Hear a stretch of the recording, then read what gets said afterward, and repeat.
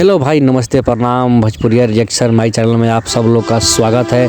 देखिए, power star Pawan Singh के जो भाई है सतीश सिंह, जो एक ग्राउंड में खेल रहे थे, तो मीडिया वाला वहां पहुंचे तो पावर स्टार पवन सिंह का भाई से पूछे कि ज्योति सिंह पवन सिंह एक हो गए हैं। तो बोले हाँ ठीक है, सब एक हो गए हैं, सब कुछ अच्छा चल रहा है, आप लोग का आशीर्वाद रहेगा, सब कुछ अच्छा होगा। तो चुनाव के बारे में सतीश सिंह से पूछा गया कि पावर स्टार पवन सिंह क्या चुनाव लड़ने वाले हैं। तो बोले कि हाँ, ऐसे सुनने में तो आ रहा है कि बंगाल से, जहाँ पवन सिंह का जन्म हुआ था, जहाँ पवन सिंह बड़ा हुए हैं,